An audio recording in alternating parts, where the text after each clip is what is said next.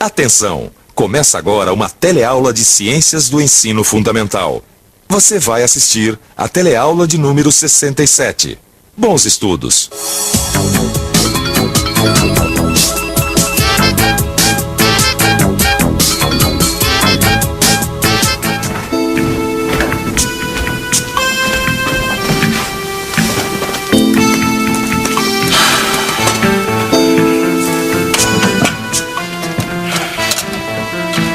A menina parece estar muito mal.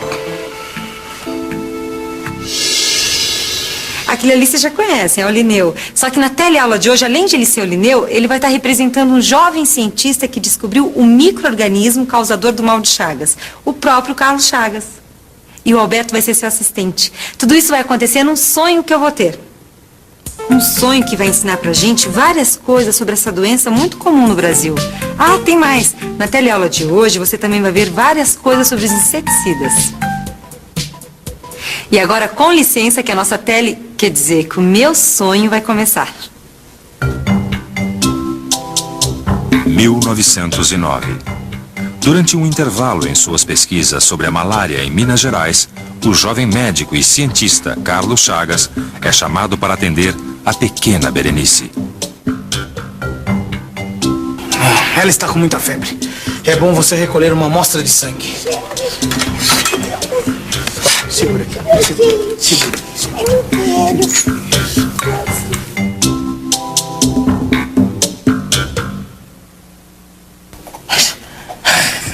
Mas é inacreditável. É inacreditável. Dê uma olhada ao que eu encontrei no sangue de Berenice. Dr. Chagas, não é o mesmo micro-organismo que encontramos no barbeiro? O mesmo tripanossomo? Vamos aonde? Até a casa de Berenice. Temos que pesquisar os animais que vivem na redondeza. Vamos, rápido! Pesquisando o sangue de gambás, ratos e outros bichos que costumam viver associados aos seres humanos, o jovem cientista finalmente descobriu o micro-organismo causador da doença que ganhou seu nome, mal de Chagas. Ele percebeu que esses animais que viviam na redondeza da casa de Berenice eram reservatórios naturais. Isto é, os barbeiros se contaminavam neles e depois transmitiam o parasita ao homem. Vou chamá-lo de Trypanosoma cruzi. Acho que o Oswaldo Cruz não vai se importar com a homenagem.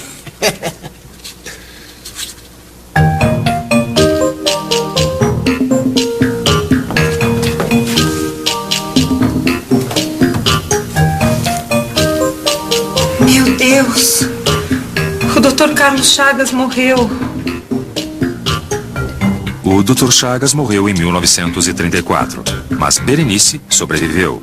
O Trypanosoma cruzi nem sempre leva à morte.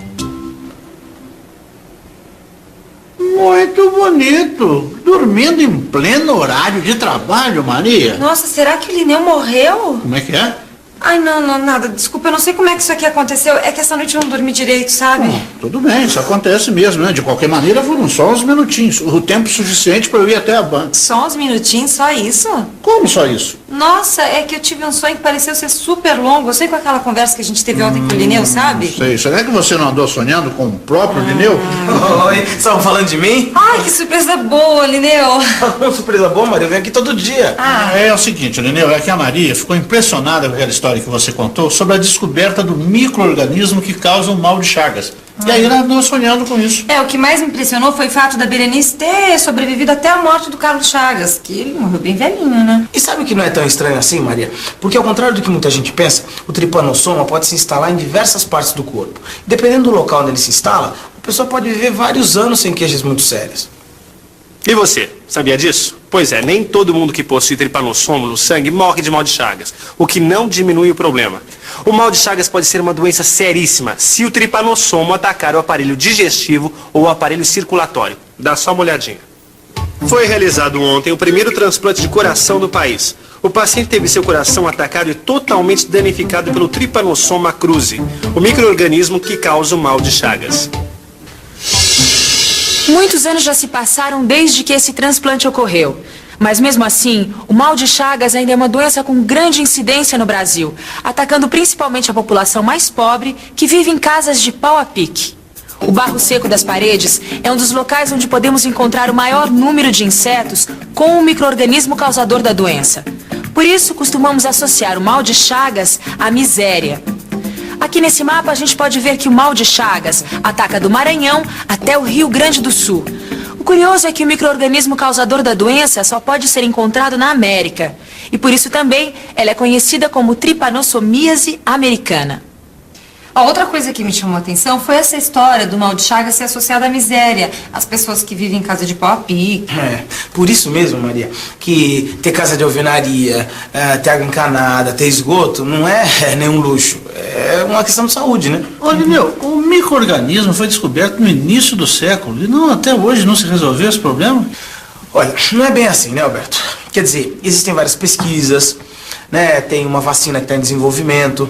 Agora, o que não foi resolvido foi justamente o problema da miséria. Pelo contrário, né? A miséria tem piorado esses anos todos. Escuta, e fora pesquisar essa vacina, não se faz nada? Não, claro que faz, Maria. Olha, nas casas das regiões onde existe o barbeiro, que transmite o micro-organismo que provoca o mal de Chagas, regularmente são feitas campanhas de dedetização. Só que isso acaba sendo uma faca de dois gumes. Por quê? Os inseticidas, por um lado, matam os insetos, mas por outro lado, prejudicam a saúde. Como assim, inseticidas, risco à saúde? É isso aí. Existem basicamente 3 tipos de inseticida. Alguns deles mais e outros menos perigosos, isto é, que causam menos ou mais danos à saúde. O problema é que dependendo do que pretendemos combater, não tem jeito. Tem que se usar um inseticida mais poderoso. Aqui eles explicam direitinho. Olha só. O controle dos insetos pode ser feito de 3 formas principais, através de inseticidas químicos, biológicos e integrados. O que vai determinar qual inseticida a ser usado é o tipo de inseto a se combater, o tamanho do local, se é uma plantação e de quê, e ainda se existe ou não uma população na região. E por isso cada um deles tem um objetivo e uma aplicação diferente. O controle químico, por exemplo, consiste normalmente em pulverizar substâncias químicas que possam provocar a morte dos insetos ou mesmo afugentá-los. E são 2 as formas de controle químico. A primeira delas é conhecida como controle químico natural. Essa eu não entendi. Controle químico natural? Como é que uma coisa consegue ser química e natural ao mesmo tempo? Olha, Alberto, não é difícil de entender. Vou te dar um exemplo. Nas folhas aqui dessa margarida, tem uma substância química chamada piretro, que também pode ser usado como inseticida. Tá vendo? É um exemplo de uma substância química e natural. Eu conheço outro exemplo, Lineu. Lá no sítio, eles usam fumo de corda misturado com água para atacar os insetos nas folhas de couve. É por causa da nicotina no fumo. Mas isso é perigoso. Perigoso? Mas não é uma forma química natural? Olha, Alberto, a nicotina, ela mata os pulmões, mas ela é tóxica para o homem. Então, se as pessoas não lavarem bem as folhas da couve para tirar todo o fumo, a nicotina pode prejudicar a saúde. Nicotina, pireto, existem inúmeros exemplos de inseticidas químicos naturais. E eles têm esse nome porque são substâncias presentes em plantas e são conhecidas entre os químicos como produtos naturais. Já a segunda forma de controle químico não é nada natural, pelo contrário, é sintética.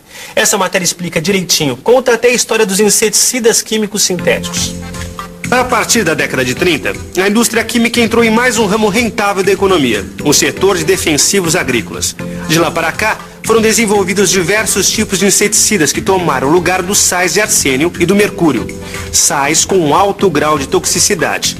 E por isso podemos dizer que a aplicação destes novos inseticidas melhorou as condições de trabalho no campo. Além disso, a produção de inseticidas em larga escala contribuiu também para o aumento da produção agrícola. Nossa, essa é uma boa notícia. Os inseticidas sintéticos melhoraram as condições de trabalho no campo e ainda aumentaram a produção. Bom, Maria, a coisa não é tão simples assim, né? Porque o problema é que com o tempo tiveram que desenvolver inseticidas cada vez mais eficientes, cada vez mais tóxicos, para acabar com as pragas resistentes. Interessante. Com o tempo, os inseticidas ficaram mais tóxicos. É que é mais tóxicos, menos tóxicos. O que você quer dizer com isso? Olha, Maria, uma substância considerada tóxica quando ela provoca alguma alteração no organismo, que pode ser desde uma simples irritação, podendo chegar até a morte. Morte? Ih, agora não entendi nada. Os inseticidas sintéticos podem provocar morte? Mas você não acabou de dizer que eles até podem melhorar as condições de vida no campo? Peraí, melhor ir com calma, senão fica confuso mesmo. Acontece que os inseticidas químicos sintéticos são divididos em 4 classes, e cada uma delas exige um cuidado diferente na sua aplicação. Tomando as precauções indicadas, não tem perigo. O problema é ir usando assim, sem atenção. Nesse quadrado aqui tá tudo explicadinho, olha só. As aplicações dos inseticidas das classes 1 e 2 com faixa vermelha e amarela devem ser feitas por pessoal treinado, seguindo precauções como não expor nenhuma parte do corpo, usando luvas, máscara, óculos de segurança, camisas e calças compridas. Lavar as roupas após o uso, evitar os horários quentes e aplicar de tal forma que o vento não espalhe o produto, nem contamine o aplicador. Apesar das classes azul e verde apresentarem menor risco de toxicidade, seu manuseio também exige cuidados. A gente deve seguir corretamente todas as instruções de uso e de armazenamento. Nenhum inseticida pode ficar ao alcance de crianças e de animais domésticos. Como você está vendo, o uso de inseticidas é coisa séria, não pode ser feito indiscriminadamente. O uso inadequado pode prejudicar não só a saúde do homem, mas a do planeta também. Dá só uma olhadinha no problemão que inseticida aplicado numa plantação de tomate causou. O rio foi totalmente contaminado por inseticidas aplicados nas plantações de tomate que ficam à sua margem. As chuvas arrastaram os inseticidas de alta toxicidade para as águas do rio, causando a morte de milhares de peixes. Os ambientalistas, preocupados com as graves consequências desta contaminação, já estão preparando uma campanha para conscientizar os agricultores a usar métodos de combate aos insetos menos agressivos ao meio ambiente. Mas e controle biológico? Como será que é? A segunda forma de controle de insetos é biológica. Isso é, são usados seres vivos no combate aos insetos, através da predação, por exemplo. Olha só, muito interessante. Usar seres vivos para combater insetos. Já o controle integrado é uma técnica mista, que além de prever alguma medida de controle químico ou biológico, procura resolver problemas relacionados ao manejo de dejetos e da coleta de lixos.